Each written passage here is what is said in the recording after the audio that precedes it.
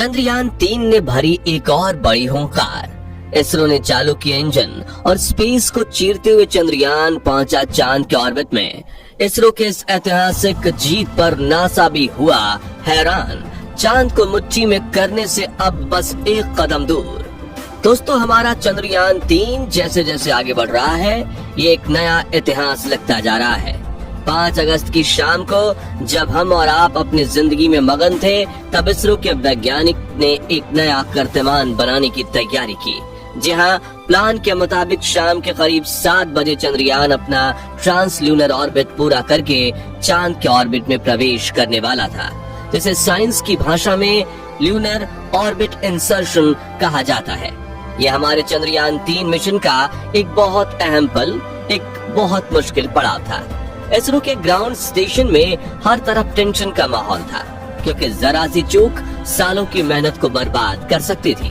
लेकिन हमारे वैज्ञानिकों ने कोई भी गलती न करते हुए चंद्रयान को सफलतापूर्वक चांद के ऑर्बिट में प्रवेश करा दिया है और अब ये चांद के गोल गोल चक्कर काटते हुए उसकी तरफ आगे बढ़ेगा। इसरो की इस बड़ी कामयाबी का जश्न पूरा देश मना रहा है, लेकिन अभी हमें खुश होने के बजाय संयम रखने की जरूरत है, क्योंकि आगे जो इम्तिहान चंद्रयान के सामने है वो सबसे ज्यादा मुश्किल है। अब क्या है ये इम्तिहान और चंद्रयान को आगे और कौन कौन से चैलेंजेस का सामना करना है, आइए इसके बारे में डिटेल से चर्चा करते हैं। दोस्तों, सबसे पहले तो हम ये जानते हैं कि चंद्रयान को चांद के ऑर्बिट में घुमाया क्यों जा रहा है। उसे सीधा चांद पर लैंड क्यों नहीं करवाया जा सकता। अब आप में से काफी लोगों ने इस बात पर गौर किया होगा कि 14 जुलाई 2023 के दिन जब हमारा चंद्रयान-3 लॉन्च हुआ, तो यह आसमान में बिल्कुल सीधा खड़ा होकर ऊपर नहीं गया, बल्कि वो एक एंगल में थोड़ा सा झुककर ऊपर की तरफ गया था। इसके बाद पृथ्वी के वायुमंडल से निकलते ही वो पूरी तरह हॉरिजॉन्टल हो गया था और फिर उसने पृथ्वी को ऑर्बिट करना शुरू कर दिया था। असल में चंद्रयान को पृथ्वी से उड़कर सीधा चांद पर नहीं भेजा जा सकता, बल्कि इसके लिए पहले उसे पृथ्वी के ऑर्बिट में चक्कर लगाने होते हैं और उसके बाद धीरे धीरे करके वो आगे बढ़ता है। ऐसा इसलिए क्योंकि चंद्रयान या उसके जैसे किसी भी अंतरिक्ष यान को पृथ्वी की ग्रेविटी से बाहर निकलने के लिए एक बहुत तेज रफ्तार पकड़ने की जरूरत होती है, जिसे अर्थ की एस्केप वेलोसिटी कहा जाता है। आपको बता दें कि पृथ्वी के एस्केप वेलोसिटी 11.186 किलोमीटर प्रति सेकंड मानी जाती है। इस रफ्तार को अचीव करने के लिए ही चंद्रयान से पृथ्वी को ऑर्बिट में चक्कर लगवाए गए, ताकि वो इस ग्रेविटी का इस्तेमाल अपनी वेलोसिटी को बढ़ाने में करे। साइंस की भाषा में इसे स्लिंग शॉट इफेक्ट कहा जाता है। तो अब जिस तरह चंद्रयान पृथ्वी के ऑर्बिट से सीधा बाहर नहीं आ सकता, ठीक वैसे ही इसे चांद का ऑर्बिट करवाए बिना सीधा उसकी सतह पर लैंड करवाना पॉसिबल नहीं है, और इसकी वजह है चांद पर किसी भी तरह के एटमॉस्फेयर यानी वायुमंडल का ना होना। आपने देखा होगा, जब कोई अंतरिक्ष यान स्पेस से वापस धरती पर आता है तो उसकी रफ्तार कम करने के लिए पैराशूट का इस्तेमाल किया जाता है। ऐसा इसलिए संभव हो पाता है क्योंकि हमारी पृथ्वी पर वायुमंडल या कह लें हवा मौजूद है, और पृथ्वी पर वापस आते हुए अंतरिक्ष यान को इसका ऑर्बिट करने की जरूरत नहीं पड़ती। यहाँ तक कि मंगल ग्रह पर भी उसका अपना एक वायुमंडल है, जिसमें अलग अलग गैसें मौजूद हैं। यानी मंगल ग्रह पर अपना कोई लैंडर उतारने के लिए हमें इसके ऑर्बिट में घूमने की जरूरत नहीं पड़ती, क्योंकि हम चाहें तो पैराशूट का इस्तेमाल करके सीधा इसकी सतह पर लैंड कर सकते हैं। लेकिन चांद पर कोई हवा नहीं है।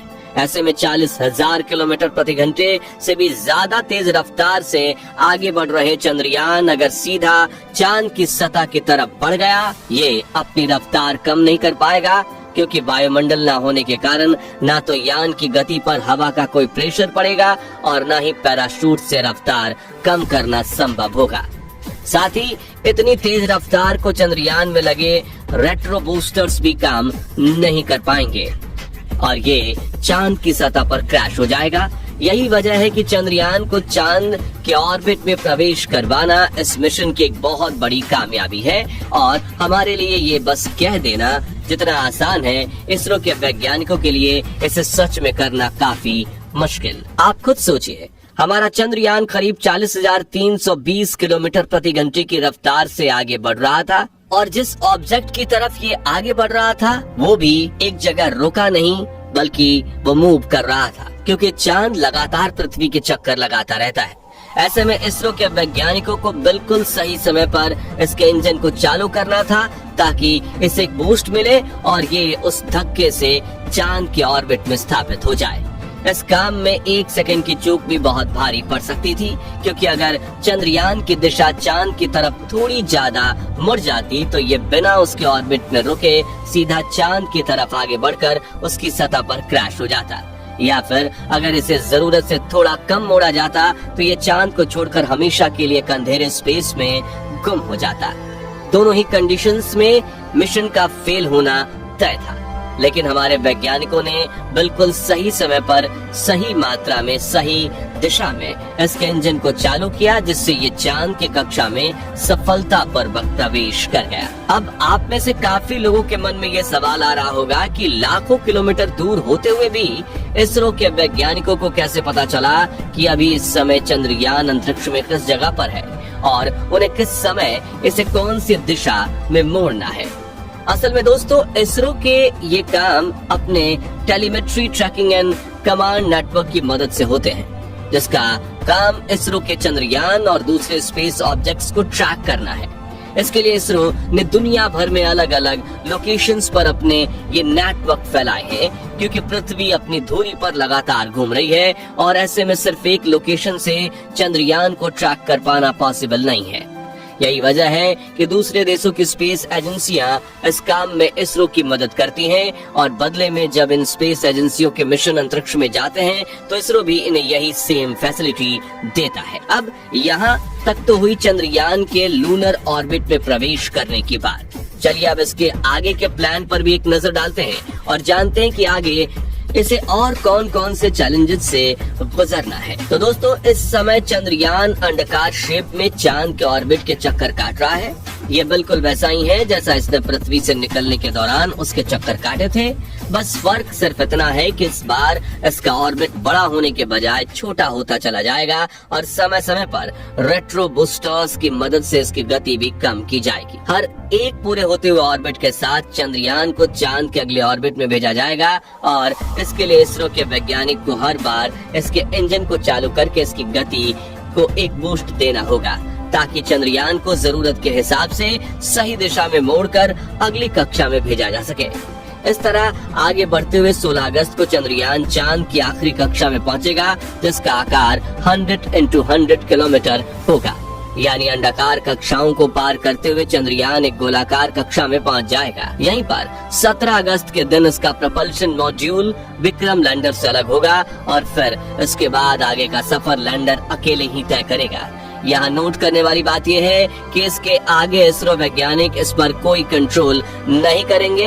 लैंडिंग एग्जैक्टली किस पॉइंट पे करनी है, कोई बाधा आ जाए तो उससे कैसे निपटना है, ये सब कुछ विक्रम लैंडर का कंप्यूटर सिस्टम खुद तय करेगा। ऐसा इसलिए क्योंकि इतनी ज्यादा दूरी से हालातों को जज करके इसे रियल टाइम में कमांड देना पॉसिबल नहीं है। उस समय विक्रम लैंडर की रफ्तार 6000 किलोमीटर प्रति घंटा होगी, जिसे घटाकर 60 किलोमीटर प्रति घंटा तक लाना होगा, क्योंकि तभी हमारा लैंडर चांद की सतह पर सॉफ्ट लैंडिंग कर पाएगा।